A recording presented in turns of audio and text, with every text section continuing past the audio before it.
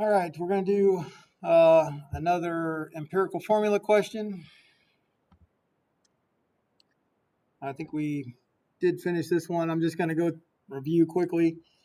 When you have percentages, you want to assume a 100-gram sample. All right, so that turns that into grams of carbon, grams of hydrogen, grams of nitrogen. Then you divide by the atomic mass of carbon to get moles of carbon, atomic mass of hydrogen to get moles of hydrogen, atomic mass of nitrogen to get moles of nitrogen. All right, so you have your moles of carbon, hydrogen, and nitrogen. That should be an N, nitrogen. All right, so then remember the next step is to divide by the smallest number. So divide all of these by the smallest number. And in these three numbers, the smallest one is 1.720. All right, and so then you get when you divide by the 1.720, you got your 3, your 8, and your 1. And so in this case, we didn't have to multiply by 2 or 3 or 4 or 5 because we had already integers. And so that then is your empirical formula, C3H8 N1. If there's a 1 there, you don't put it. It's just an N. All right, so then to get the molecular formula, they have to give you a molar mass. If you're not given a molar mass, you cannot get the molecular formula. All right, so you take the molar mass divided by the empirical mass. All right, you calculate the empirical mass from the empirical formula.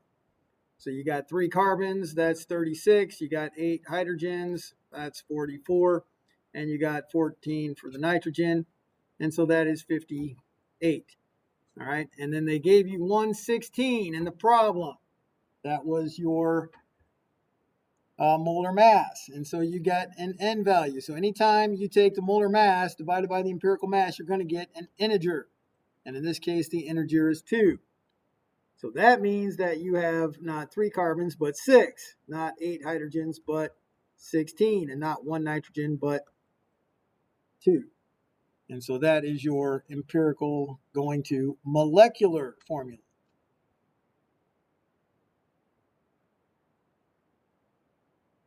All right, so that is the only way the molecular formula should be written. You don't write 2 of the C3H8Ns. You have to write it with the sub 6, sub 16, sub 2. That is the only acceptable way to write the molecular formula. All right, so stoichiometry. So when we're doing stoichiometry, this is all about balancing a chemical reaction and knowing how to read that chemical reaction. All right, so when we have a chemical reaction, this is how we will read it. If there is nothing in front, it is understood to be a 1. We read it as moles. 1 mole C3H8 reacts with 5 moles of O2 to produce 3 moles of CO2 and 4 moles of water. All right, and so these are all in moles. All right, you cannot say any other, or you can say molecules, whatever, but you cannot say grams. All right, this is moles. And this is always going to give you your mole ratio. 1 mole of C3H8 reacts with 5 moles of oxygen. Or you could say 5 moles of oxygen react with 1 mole of C3H8. These are going to give you all of the mole ratios that you will need. These are in moles. The coefficients are in moles. All right, so you always have to work in moles. So when the question is how many grams of CO2 are produced, all right, so again, produced because it's a product, when 20 grams of propane is burned. All right, so we're going to have 20 grams here of propane. All right, so you have to then always convert to moles.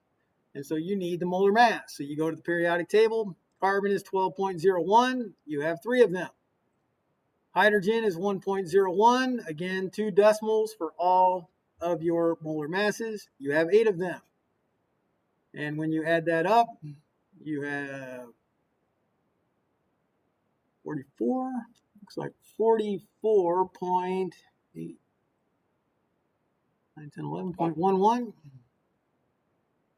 36. 8. Yep, that is 44. 44.11. And so what we should write here is C3H8. That's what the problem says. And so we have 44.01 grams C3H8. And always when you do molar mass, it is always per mole. 1 mole. 1 mole of C3H8. All right, so it's always molar mass is mass per mole. 1 mole. Always 1 goes with the mole. Always the number goes with the grams when you're doing a molar mass. All right, so the question was how much CO2? And so now we know that this is what we need to talk about. And so when we talk about it, we say 1 mole of my C3H8 will produce 3 moles of CO2. That's how it's read. It's read in moles. All right, so C3H8 moles has to go in the denominator, so it cancels. So 1 is the coefficient, mole C3H8 will produce 3 moles of CO2. So the mole C3H8 cancel mole C3H8. Grams of C3H8 cancel grams C3H8. All right, but it didn't ask for how many moles of CO2 are produced. It asked how many grams of CO2 are produced. And so now we need the molar mass of CO2. So carbon is 12.01, and then we have 16.00. We have 2 of them.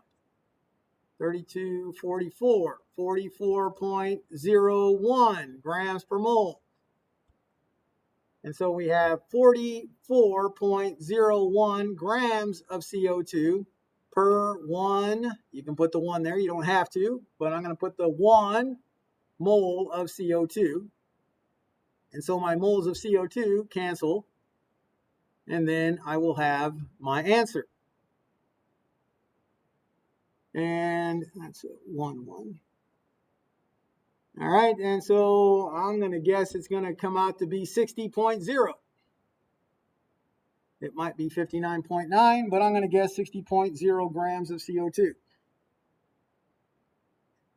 All right, so you push your button. It's 20 divided by 44.11 times 3 divided by 1 times 44.01 divided by 1. That should give you 60.0, but it might be 59.9. Let's see what it gives you. Oh, 59.9. All right, fine. So when you push the buttons here, you're going to get a 59.9. I was estimating the 60.0. Since this number and this number were almost identical, I canceled those out and I just had the 20 times 3 to give me my 60. But I knew this number was larger than this one, so it could have been a little less than 60. And it was 59.9 grams of CO2.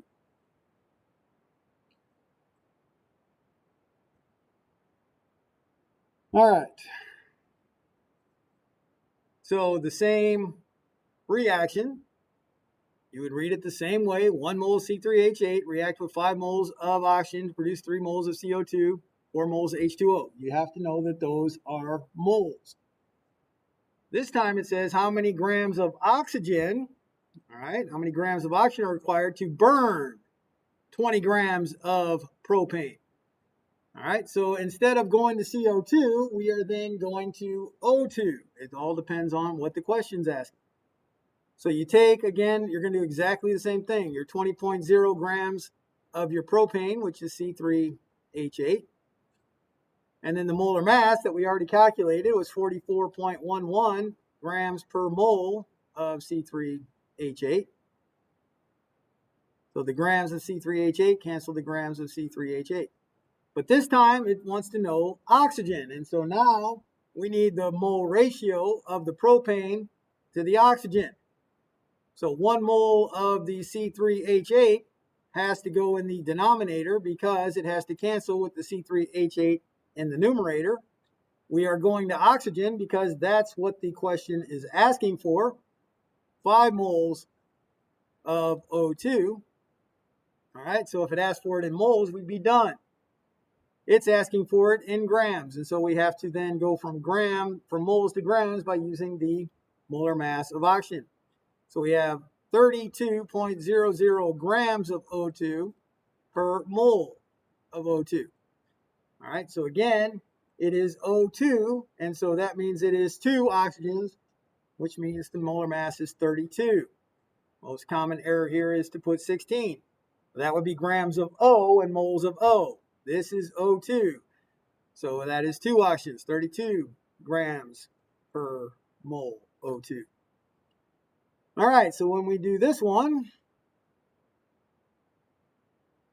it is going to be about 80 grams or so.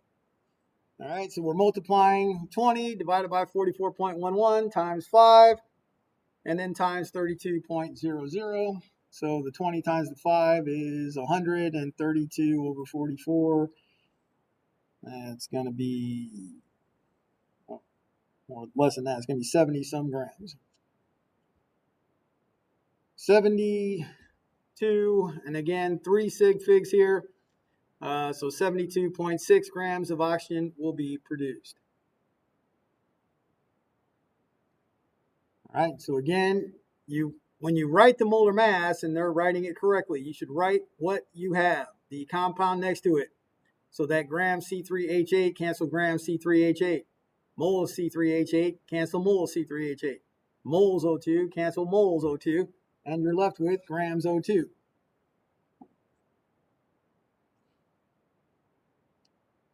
All right, so now we're going to talk about a limiting reactant. All right, so that is the reactant that is going to be completely used up. And so then the reaction has to stop because you're out of that reactant. So it limits how much product can be formed. All right, so it's called the limiting reactant, also called a limiting reagent. All right, that would be the same thing. All right, so again, one reactant is going to be completely gone, and that is called the limiting reactant. All right, so you're going to have to calculate how much product can be formed from each reactant. The one that produces the least amount of product, that is going to be your limiting reactant. So you're going to have to do the calculations, how much product can be formed from each of these reactants. The one that forms the least amount of product, that is the limiting reactant. All right, so here is a reaction. All right, zirconium 4 chloride reacts with magnesium solid to form magnesium chloride and zirconium solid. So 1 mole of that reacts with 2 moles of that to produce 2 moles of that and 1 mole of that. So you have to know every reaction has to be balanced, and the coefficients are in moles. All right, so this time it didn't ask for grams. This time it says how many moles of zirconium metal, right here, zirconium metal, can be produced from a reaction mixture that has 0.2 moles of zirconium 4 chloride and 0.5 moles of magnesium. All right, so you're going to have to do it twice. You have to do the amount produced from both the ZrCl4 and the Mg, the one that produces the least amount. That is your limiting reagent. And that is going to then, that amount is your theoretical yield.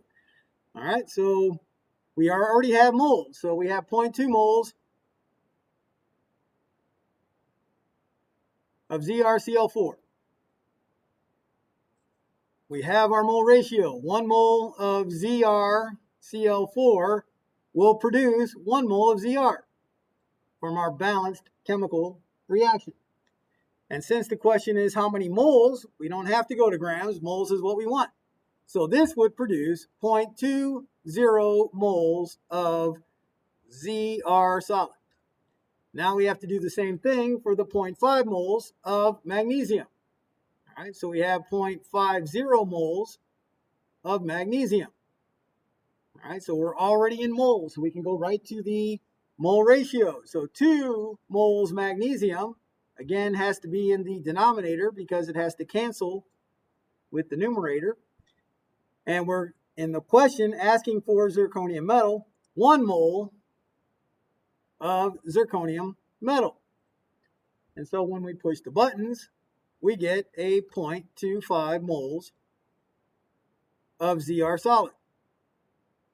All right, and so the lesser amount, so 0.2 is less than 0.25, and so your ZrCl4, this is called your limiting reactant, and the 0.2 moles of zirconium solid is called the theoretical yield.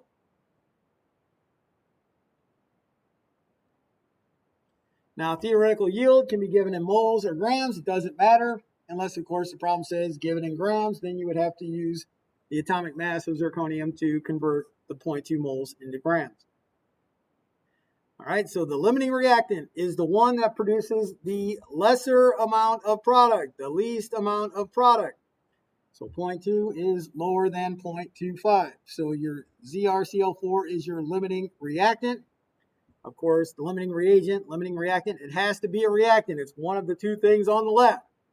And so you have to calculate it. The one that forms the least amount of the product, that is your limiting reactant.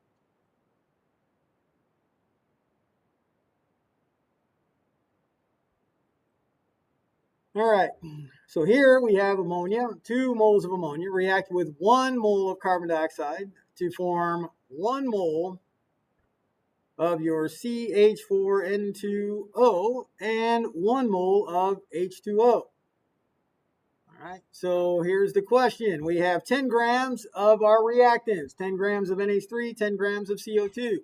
They are added to the reaction vessel. What is the maximum quantity in grams? The maximum quantity in grams, this is called your theoretical yield. All right, so if you get the theoretical yield, that means you have 100% yield. You can't get more than 100%. All right, so your maximum quantity of product is called the theoretical yield. All right, and so this is urea. All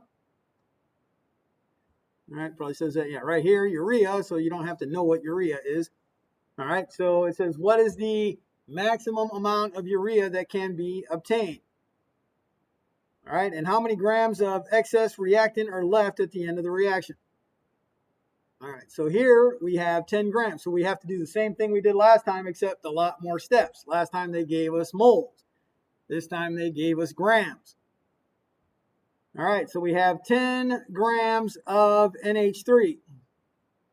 All right, so you always have to work in moles because our balanced chemical reaction is in moles. 2 moles, 1 mole, 1 mole, 1 mole.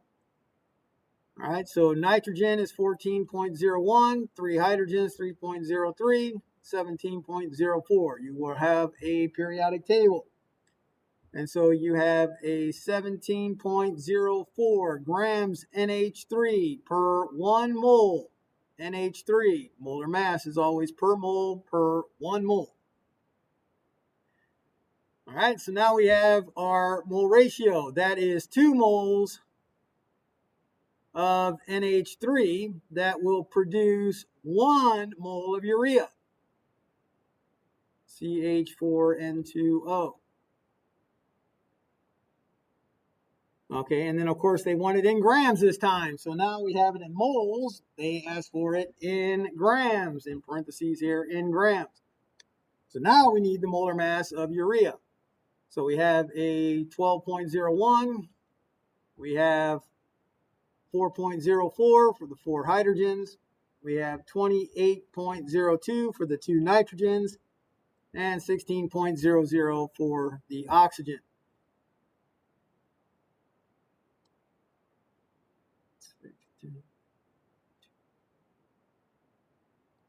60.07.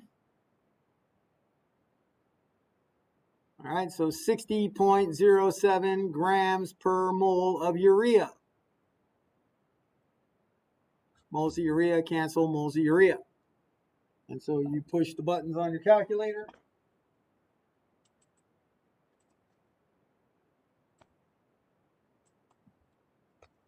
Ten divided by 17.04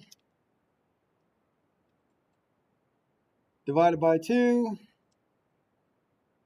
times 60.07, and that is 17.6. So from this one, we would get 17.6 grams of urea. All right, so now we got to do the exact same thing, but with CO2. So now we have 10.0 grams of CO2.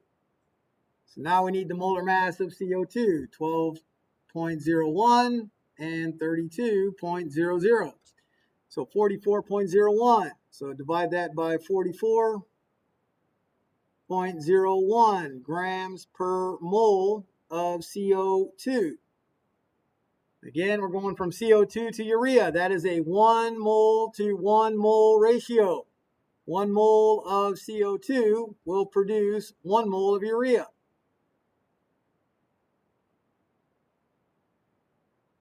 All right, again, we don't want moles. They ask for it in grams, so we have to multiply it by the molar mass, which is 60.07 grams per mole. So when we do that calculation, 10 divided by 44.01 times 1 divided by 1 doesn't change anything, times 60.07, we get 13.6.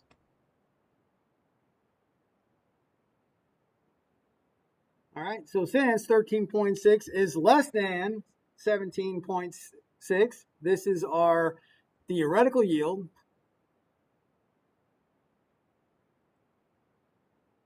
And then our CO2 is then the limiting reactant. So CO2 is then the limiting reactant. All right, so the one that gives us the least amount of product, that reactant is called the limiting reactant.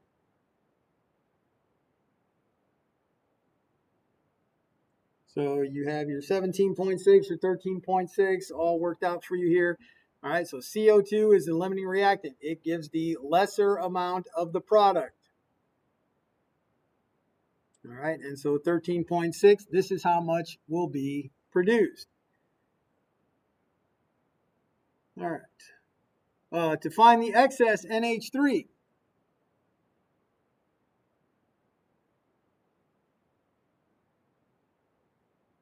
Oh, interesting. So you can do it. All right. All right. So we skipped a question. And so the question was, how many grams of excess reactant are left? So the limiting reactant, CO2, it's gone. It's completely used up. All 10 grams of the CO2 have been used up. So the question then is how many grams of the NH3? Because that's the one that has excess. So limiting or excess. The limiting reagent goes to 0. The one in excess has extra. And so the question here is how much extra do we have at the end of the reaction? All right, so since we know that 10 grams of CO2 reacted completely, you can do this one of two ways. You could say that how much of my NH3 do I need to make the 13.6 grams of this? That would be one way to do it. Give you exactly the same answer. Or you could say, I know that all 10 grams of my CO2 reacted. And so then I can convert that to grams of NH3. So when you do that, you have, again, your molar mass to get the moles of CO2. Now we are comparing CO2 to NH3. So that's the mole ratio we need. And then we have our molar mass of our NH3. So what this is converting is 10 grams of CO2 is going to react with how many grams of NH3?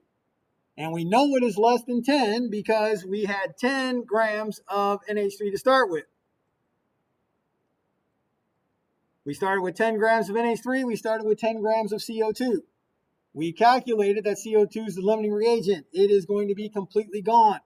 And for that to happen, it needed 7.73 grams of NH3.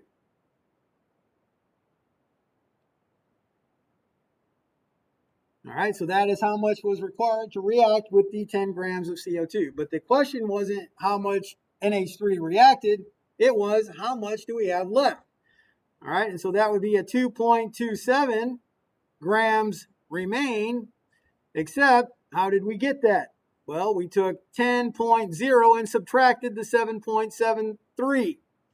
And so now we see that sig figs would tell us to give 1 decimal minus 2 decimals, give your answer to 1 decimal. 2.3 grams NH3 remains.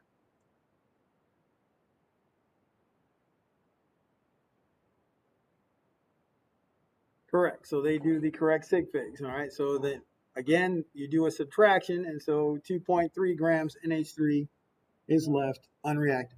Again, there's a lot of ways that you can do that problem. All right. So there's another way you could do it, and you could get 3 sig figs. But the way that this one is being done, you would get 2 sig figs in your answer, because at the end you're going to do the subtraction.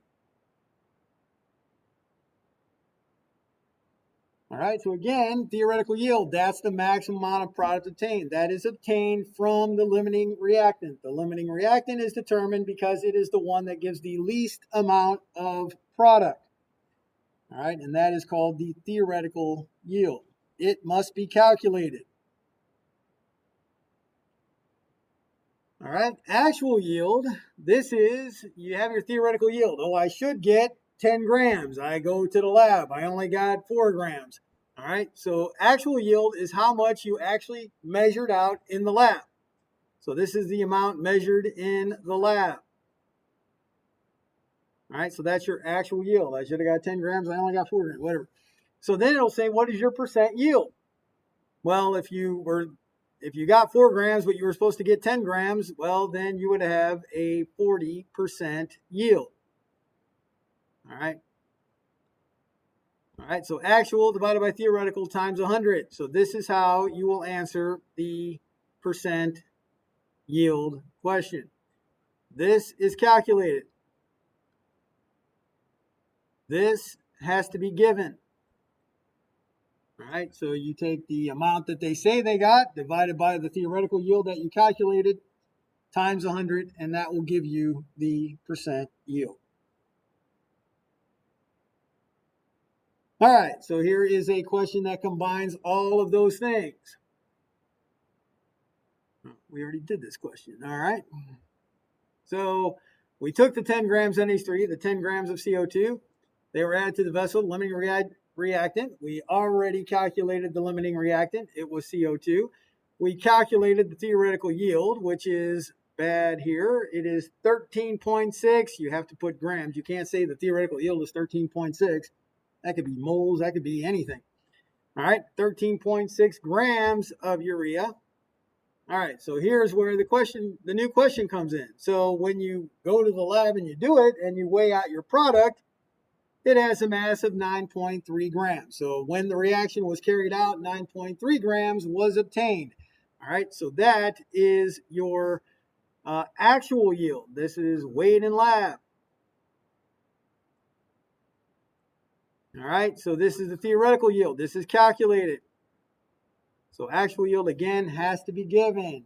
The theoretical yield is calculated. What is the percent yield? Actual, 9.3 grams over theoretical, 13.6 grams times 100. And when you take 9.3 and divide 13.6 and multiply by 100, you have a 68%. All right, and we only give 2 sig figs because they have the 9.3, 2 sig figs divided by 3 sig figs. When you multiply by 100, this is an infinite number of sig figs. That is a perfect 100. So you have 2 sig figs divided by 3 sig figs times an infinite number of sig figs. You give your answer to 2 sig figs.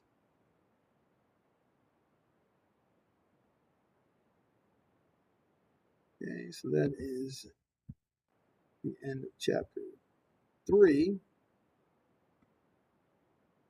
Chapter 4.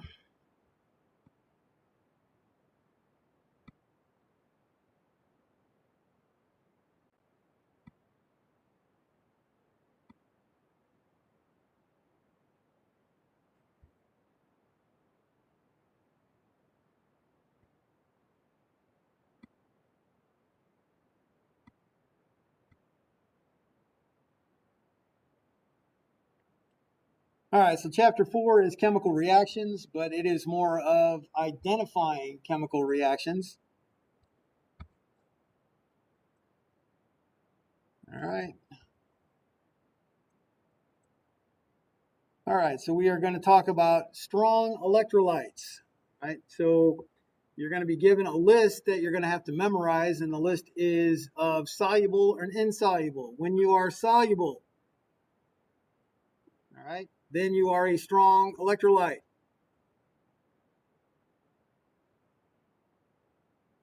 If you are a strong electrolyte, you are soluble. If you are soluble, you are a strong electrolyte. That is saying the same thing.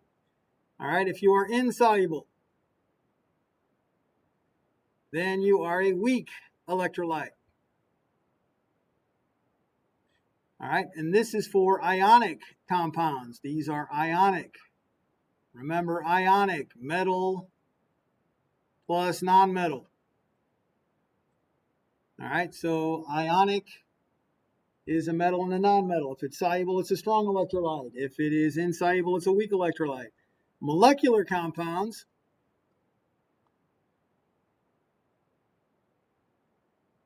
All right, so now we're talking two nonmetals.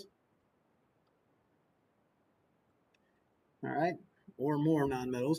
All right, with nonmetals combined. So now you have a non-electrolyte. All right, so you're going to be having some multiple choice questions. It's going to say label it as a strong electrolyte, a weak electrolyte, or a non-electrolyte. If it's a molecular compound, then your answer is it's a non-electrolyte. When it is an ionic compound, you're going to have things to memorize. If it's soluble, the answer is strong electrolyte. If it is insoluble, then your answer is weak electrolyte. All right, and so when you hook up a strong electrolyte, all right, you will have the light shine brightly. All right, if your solution is a weak electrolyte, you would have a very dim glow, very dim glow. If you put in sugar water, sugar is a molecular compound, the light bulb would not come on at all. So a non-electrolyte, no light. Weak electrolyte, very dim light. Strong electrolyte, a bright light. All right, so it conducts the electricity. All right, so here is the dim light with your weak electrolyte. All right, so when you have your strong electrolyte, it is completely soluble. You have ions in solution. So an example here is NaCl. And if I put aqueous here, all right, what happens is you get Na plus and you get Cl minus. And all ions are aqueous. All right, so when you have this is a strong electrolyte. So that would be an NaCl solution. It is a bright light. All right, so what that means is we have 100% ionization. All right, so it says almost entirely as ions, so it's not exactly 100%. But anyway, very, very close to 100% ionization, which means that 0% of this is in the solution, 100% of this. These are your ions, this is your molecule. And so anytime you have NaCl in a reaction, you never write it as NaCl, because it doesn't exist as NaCl, it exists as Na plus and Cl minus. All right, in the molecular form, you would write NaCl, but in the ionic form, you would write Na plus and Cl minus. Strong electrolytes, they always will be in their ion form. Weak electrolytes, the example here would be AgCl. Now, if you write aqueous here, it would be wrong, and you will know that in the next couple of slides. AgCl is insoluble. So right now I have to tell you that it is insoluble. And so if you are an insoluble salt, you're going to write solid. All right. If you are a soluble salt, you would write aqueous. Insoluble, you're going to write solid. Now, it doesn't ionize very much. It ionizes in a very small percent. So you will get very small percents of Ag plus and Cl minus. And these are ions. All ions are aqueous. All right, so very few ions in solution. That's why we have a very dim light. All right, it's not zero, but it is a very small concentration of ions. All right, so when we have AgCl, we will write it like this. We will not write it like this. So this is whatever, 99%. This is less than 1%. So this is greater than 99% is AgCl. Less than 1% is iron. So it's a very small percentage of ions. And so when we write AgCl, we write it as AgCl together as a solid. You put AgCl in this solution and it goes right to the bottom and stays a solid. All right. Very small amounts of it are dissolving, but very small amounts. All right. So again, if you have ionic compounds or any compound that dissolves readily, it's said to be soluble. Compounds that do not dissolve or dissolve very little are then insoluble. All right, so here are the ones that I said that you would have to memorize, and here they are, solubility rules. All right, so now I told you that sodium chloride was soluble and silver chloride was insoluble. Now you're going to know that because you need to know your solubility rules. Again, I would do flashcards for these rules. All right, group 1A and ammonium compounds are soluble, so I like to write it as lithium, sodium, potassium, and ammonium. All right, so any compound that starts with lithium, sodium, potassium, or ammonium, that is going to be a soluble compound. Soluble, again, means strong electrolyte. Se, strong electrolyte. Acetates and nitrates. Oh, exception. There is only one exception to this, and that is NH4OH. There's only one exception to that rule. NH4OH would stay together and be a weak electrolyte. All right. Acetates and nitrates are soluble. Exception here is acetic acid.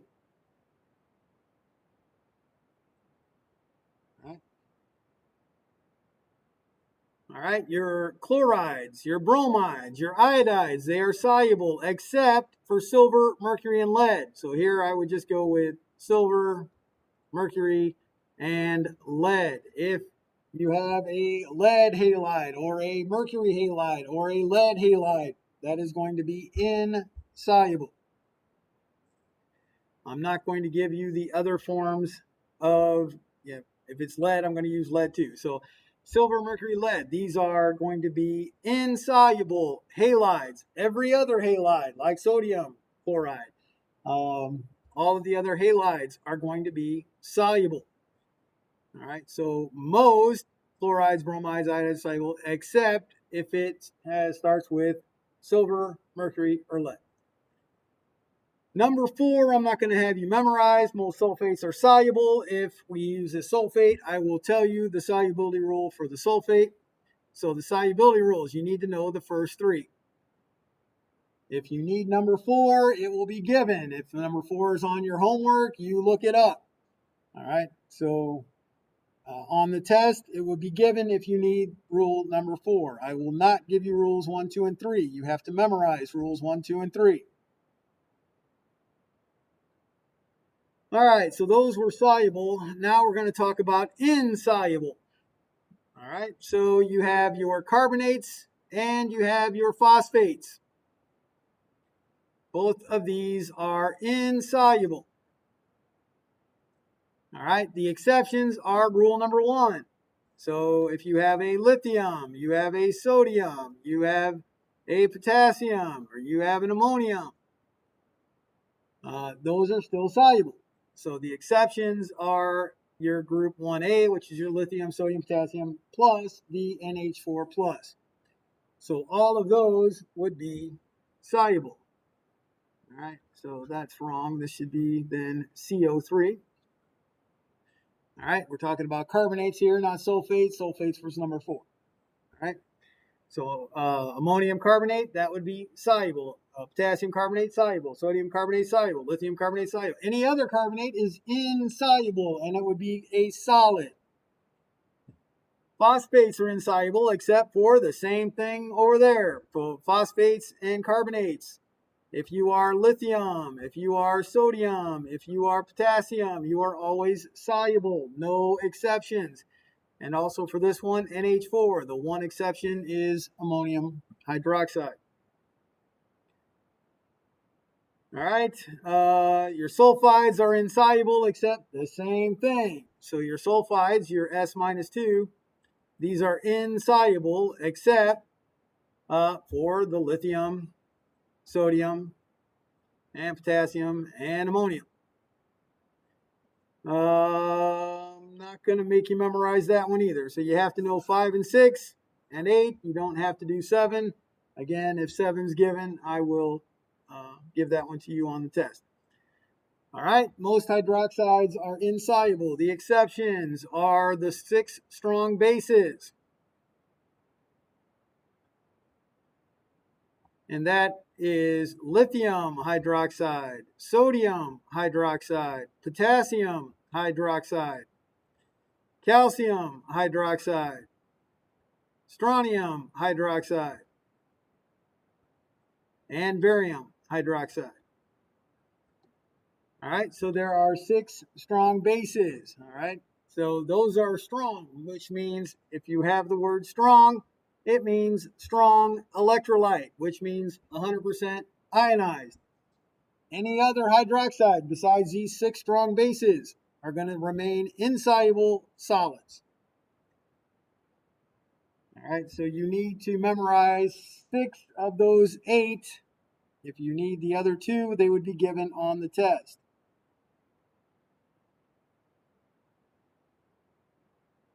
All right. So here I'm going to write your 6 strong acids. You also need, you had 6 strong bases, we have 6 strong acids. All right, and the 6 strong acids are HCl, HBr, HI, so hydrochloric, hydrobromic, hydroiodic acids, HNO3, nitric acid, HClO4, perchloric acid, and the only diprotic H2SO4 sulfuric acid.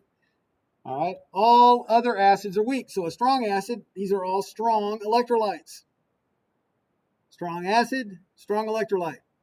Every other acid is a weak acid, so that includes the acetic acid. So that is a weak acid. I'm not going to list all the weak acids because we'd still be here tomorrow. All right. Every other acid is weak. If it's not one of these 6, it is a weak acid. 6 strong acids, a almost infinite list of weak acids. All right, and what does that mean? It simply means that this acid, remember the rules for acid, if it starts with H, right, all acid starts with H, and all acids are aqueous. All right, so these are weak acids, which would mean a weak electrolyte. Normally, we put solid for a weak electrolyte, except when we have an acid, because we know that all acids are aqueous.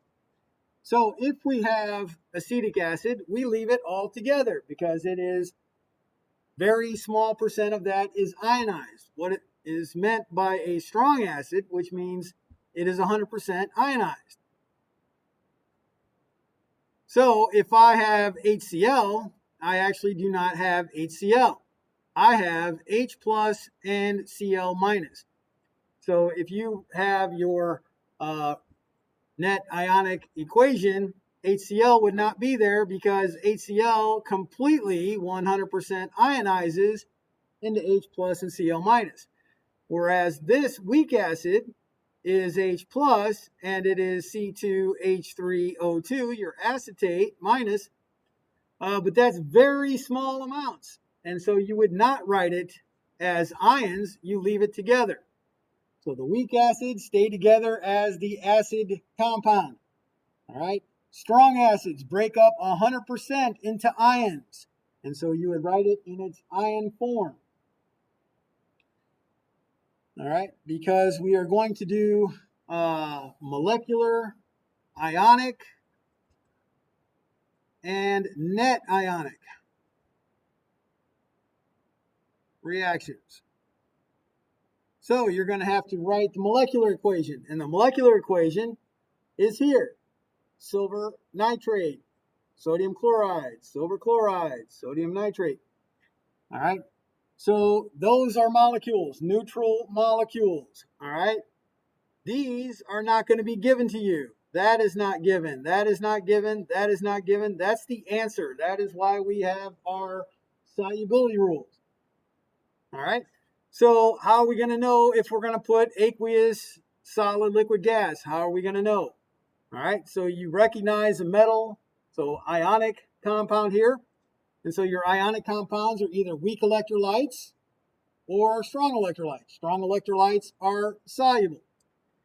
All right. And so when you have your nitrate memorized, all nitrates are soluble. There are 0 exceptions to that. If it is a nitrate, it is soluble. So when it's soluble, you write aqueous, and you would never leave that together because in solution, that 100% breaks up into Ag plus and NO3 minus. Every nitrate is soluble. Every sodium is soluble, and so that would be written as Na plus and Cl minus. All right. Your halides are soluble except, all right, so that makes this a strong electrolyte. It's soluble. Strong electrolyte, it is soluble. All halides are soluble except for silver, mercury, and lead. So this is a weak electrolyte. So a weak electrolyte stays together, AgCl. And a weak electrolyte, you're going to get a solid, unless that weak electrolyte is an acid. All acids are aqueous. And in the last one, it is a strong electrolyte. You can have either rule. All sodiums are soluble, all nitrates are soluble. So, of course, sodium nitrate is soluble. And so you write it in its ionic form. Then you have to cancel exactly the same thing. You can't have an NO3 minus as a reactant and a product. It can be a reactant or a product. All right, it can't be both. And actually, it's neither one. It cancels out completely. Na plus, it can't be a reactant and a product. All right, and in this case, again, it is neither one. We subtract an Na plus from both sides. And so when you're done, you have Ag plus Cl minus yielding AgCl solid. And all ions are aqueous. All right, so every ion, you could write AQ on it, or you could just write all ions are aqueous because you don't feel like writing aqueous 100 times. That's what I always do. All right, so this, once you know it's a strong electrolyte, it breaks up completely. That means that it's aqueous. When it is a weak electrolyte, it stays together, and it is a solid. And so the ones that have disappeared in our net ionic here. This is ionic. This is molecular. All neutral molecules, ions, if they exist as ions, net ionic, that cancels out all the same things. And those are called spectator ions. The ones that cancel out. And so NO3 minus and Na plus. Those are called spectator ions. They do not show up in the net ionic reaction. All right, so on the test, you're going to be given AgNO3 plus NaCl. You have to give the rest.